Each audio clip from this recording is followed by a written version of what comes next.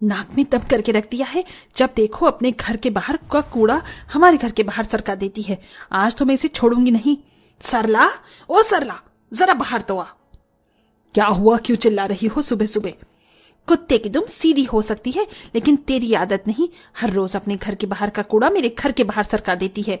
मेरा घर क्या तुझे कोई कूड़ेदान दिखाई देता है? पूछ रही हो या बता रही हो? रुक, तुझे तो मैं अभी बताती हूँ। इतना कहकर सुनीता अपने घर के बाहर पड़ा हुआ सारा कूड़ा झाड़ू से सरला के घर के सामने सरका देती है, जिसे देख सरला, तेरी इतनी हिम्मत! देखो देखो बहनों, कितनी गंदी औरत है ये। अपना सारा कूड़ा सबके सामने मेरे घर के बाहर सरका रही है। ये कूड़ा मेरा नहीं है, तेरा है, समझी? क्यों, इस कूड़े पर क्या मेरा नाम लिखा हुआ है? नाम तो नहीं, लेकिन तेरी शक्ल जरूर मिल रही है इस कूड़े से।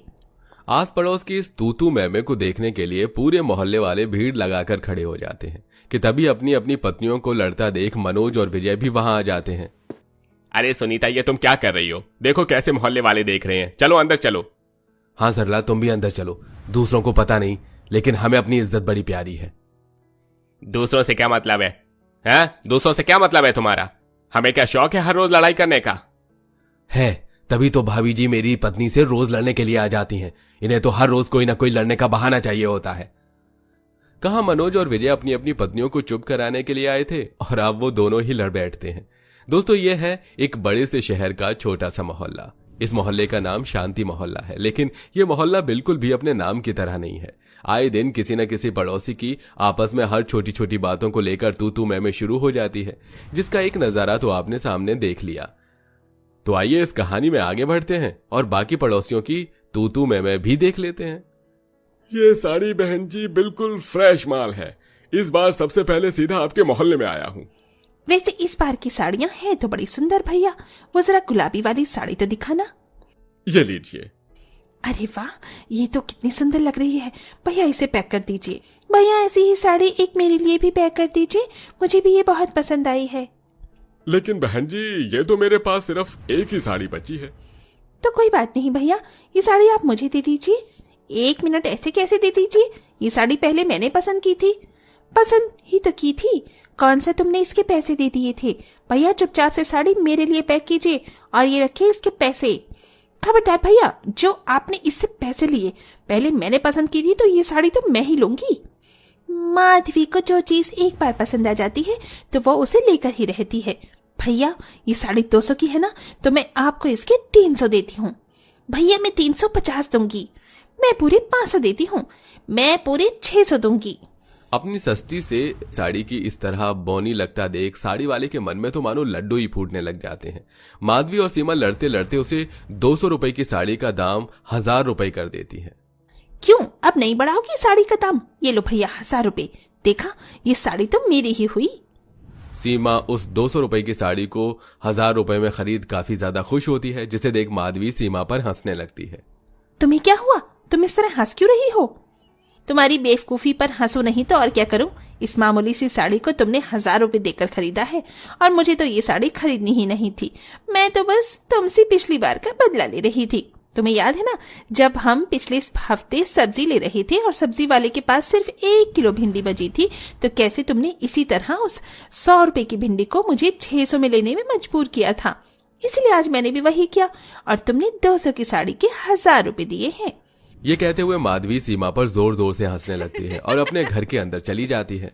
इस सीमा की बच्ची ने मेरा पोपट बना दिया, मैं इसे छोड़ूंगी नहीं। अब पछताए होत क्या, जब चिड़िया चुग गई खेत। समय गुजरता है और इसी तरह हर दिन इस शांति मोहल्ले में किसी न किसी की इसी तरह तू मैं होती रहती है। ऐसे ही एक दिन, आशु तू आउट हो गया है, चुपचाप से अपनी बाजी दे वरना तू हमारे साथ नहीं खेलेगा। अरे मैं कहाँ आउट हुआ हूँ, तुम लोग झूठ कह रहे हो, मैं आउट नहीं हूँ।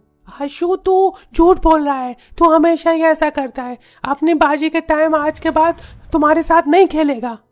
इतना कहकर राजू आशु को धक्का दे देता है, जिससे आशु जमीन पर गिर जाता है और जोर जोर से रोने लगता है। आशु के रोने की आवाज को सुनकर आशु की माँ सुनीता भागती हुई आशु के पास आती है। आशु बेटा, क्या हुआ मेरे बच्चे को? तुम लोग देखकर नहीं खेल सकते क्या? सीमा ओ सीमा, अपने इस लाडले को समझा ले, वरना किसी दिन मेरे हाथों से पिट जाएगा। मैं भी देखती हूँ तू कैसे मेरे बेटे को हाथ लगाती है। हाथ ना तोड़ दूं मैं तेरे। हाथ तो मैं तेरे बेटे की तोड़ूंगी। इसकी हिम्मत कैसे हुई मेरे बेटे को धक्का देने की। एक बार फिर दोनों पड़ोसन सीमा और सुनीता अपने दोनों बच्चों की वजह से लड़ने लगती हैं। लेकिन जिन बच्चों के लिए दोनों मां लड़ रही थीं, वो बच्चे तो दोबारा से एक साथ खेलने लगते हैं, लेकिन उनकी लड़ाई बंद नहीं होती और ऐसे ही समय गुजरता रहता है। राम राम राम राम, मैंने कहा था तुझे कि मीट मच्छी खाने वाले को किराए पर मत रख, लेकिन तूने मेरी एक नहीं सुनी। रोज इसके घर के अंदर मीट मच्छी बनने की वजह से सारी बदबू हमारे घर में आती है। आज तो मैं इसे छोड़ूंगी नहीं। कौशल्या गुस्से से उठती है और जाकर गली में खड़े होकर अपने ऊपर वाली फ्लोर पर रह रही माधवी को चिल्ला चिल्ला कर बुलाने लगती है। माधुरी, ओ माधवी, जल्दी से नीचे आ। क्या हुआ आंटी जी? मैं भी खाना बना रही हूँ। खाना गया भाड़ में, तू जल्दी नीचे आ। अपने मकान मालिक कौशल्या की बात सुनकर माधवी गैस बंद करती है और नीचे आ जाती है। क्या हुआ आंटी जी, क्यों चिल्ला रही हो आप? आज तो मैंने मोटर भी टाइम से बंद कर दी थी। तुझे मैंने घर देने के समय ही कह दिया था कि जब तक तू मेरे इस घर में है तू मीट मच्छी नहीं बनाएगी। तो तेरी हिम्मत कैसे हुई मीट मच्छी बनाने की? आप कह तो ऐसे रही हो जैसे इस पूरे मोहल्ले में एक मैं ही खाती हूँ मीट मच्छी। अरे आपका बेटा भी मीट मच्छी खाता है, घर में ही वो बड़ा पुजारी बनता है, लेकिन मैंने खुद उसको बिरयानी की दुकान पर देखा था। नीरज, ये क्या कह रही है? जवाब दे मुझे। अब कैसे जवाब देंगे भाई साहब जब इनकी पोल पट्टी ही खुल गई है। हर रोज की तरह फिर से इस मोहल्ले में इन लोगों की तू तू मैं शुरू हो जाती है। पूरी गली वाले कौशल्या और माधवी की लड़ाई को देख रहे होते हैं कि तभी एक बड़ी सी गाड़ी उनके घर के बाहर आकर रुकती है, जिसमें से एक बहुत बड़ा बिल्डर बिजनेसमैन ओमकार बाहर निकलता है। राज, अगर इन घरों की जगह हमारा आने वाला मॉल का सबसे बड़ा प्रोजेक्ट बनेगा तो हमारा कितना फायदा होगा? इतना फायदा सर कि जितना अभी तक हमें नहीं हुआ होगा। ओमकार का असिस्टेंट राज मोहल्ले के लोगों के पास जाता है। हमारे सर को इस जगह पर मॉल बनाना है, इसलिए आप सभी को जल्द से जल्द इस जगह को खाली करना होगा। आपकी जमीन का जितना भी प्राइस होगा हम दे देंगे। आपका दिमाग तो नहीं खराब हो गया? हम यहाँ सालों से रह रहे हैं, ये हमारी खानदानी जमीन है, हम भलाई से क्यों बेचेंगे? और नहीं तो क्या, हमें नहीं बेचनी है अपनी जमीन। देखिए, अगर आप प्यार से मान गए तो ठीक है, वरना फिर हमें आपके साथ जबरदस्ती करनी होगी। राज मोहल्ले वाले को काफी समझाता है, लेकिन कोई भी अपने घर और जमीन को बेचने के लिए तैयार नहीं होता।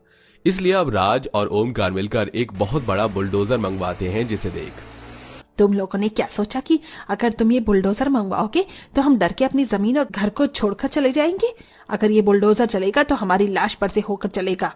हिम्मत है तो चलाओ इस बुलडोजर को। सभी मोहल्ले वाले अपने अपने घरों से डंडे लाठी आसपास पड़े पत्थरों को लेकर खड़े हो जाते हैं, जिसे देख बुलडोजर चलाने वाला ही डर के भाग जाता है। वहीं ओमकार और राज की हालत भी ये सब देखकर खराब होने लगती है। तुमने तो कहा था कि ये लोग आपस में आसानी से मान जाएंगे, लेकिन ये तो हमें ही मारने के लिए आ रहे हैं।